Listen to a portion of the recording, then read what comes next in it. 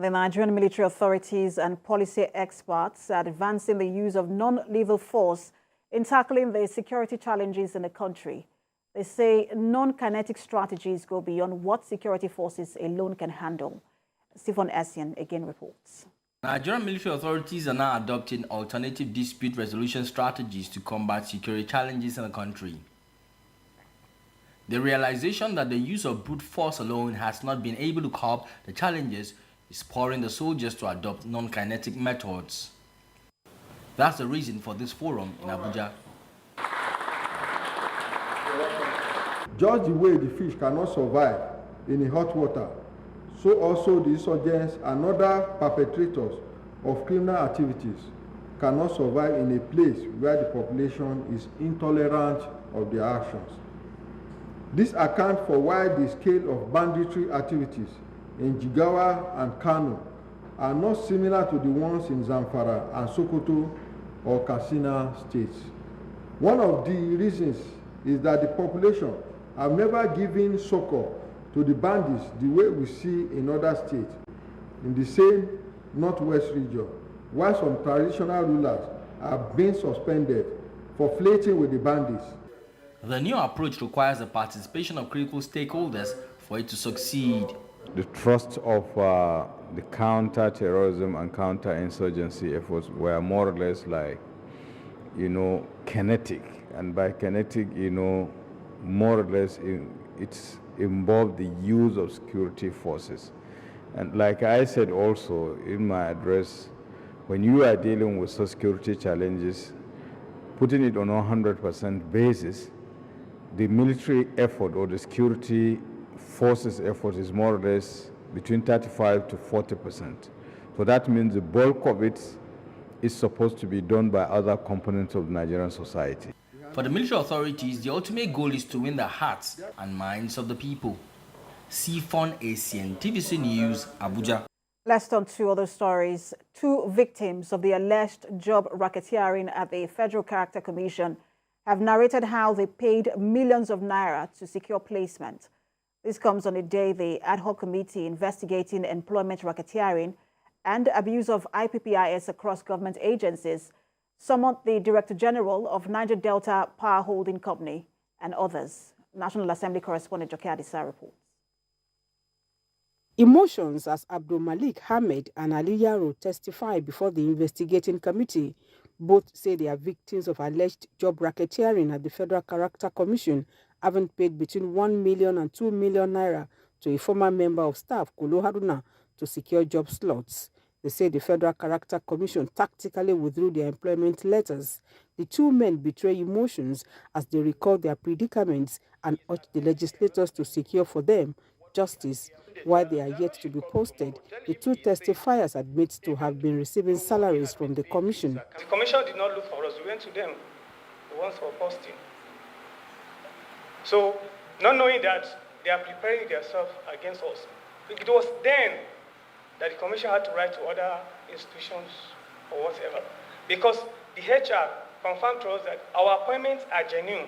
I graduated 11 years ago without a job, and I have a chance to become a Boko Haram, but I did not, because I want to be a good citizen of Nigeria.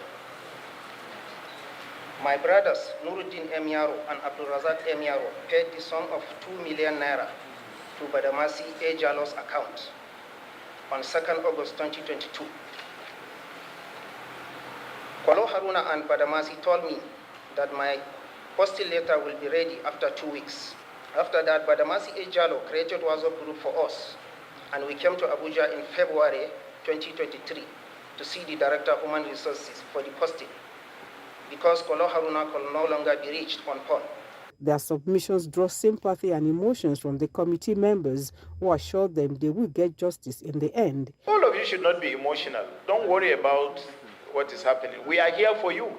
So the only question we will ask the commission is, why did they retrieve the appointment letters? They should leave you with your appointment letters. Then we find out where the appointment letters came from. It is a mandate of this committee to investigate that, and we are going to do that. Earlier, The committee interfaced with some agencies of tertiary institutions. The agencies were given new dates to appear before the lawmakers as a result of incomplete information. Meanwhile, the committee has again invited the man at the center of the melodrama, Kolo Aruna, to appear before it on Wednesday. Also to come before the panel are the driver Isha Ogambo and secretary to the Taraba State Commissioner at the Federal Character Commission, One Abdullahi. Jokeyadsa, TVC News, Abuja. On security, the acting Inspector General of Police says security has been beefed up at the land borders to prevent the influx of criminals in the wake of the political impasse in Niger.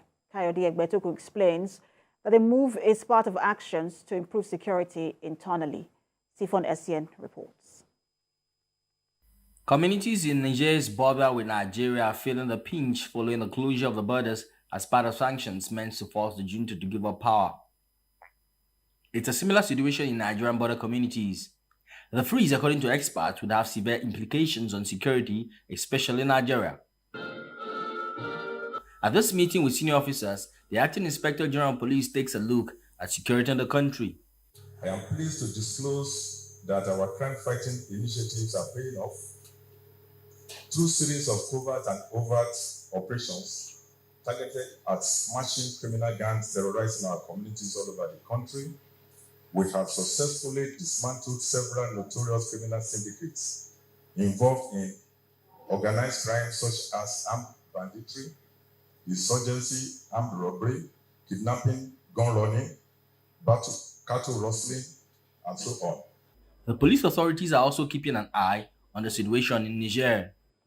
Police operatives have been put on red alert in conjunction with sister security agencies to ensure that criminal elements do not take advantage of the impasse in Niger coming to the country. Which are already directed that CP commands and AIGs who are in charge of those states, those border states with neighboring countries, are to work collaboratively with our sister agencies, especially the Customs Service at the border, to ensure that there is no internal security issues with respect to what is happening in our neighbors. ECOWAS authorities of heads of state and government are billed to meet on Thursday to decide on the next line of action in Niger. Sifon Essien, TVC News, Abuja.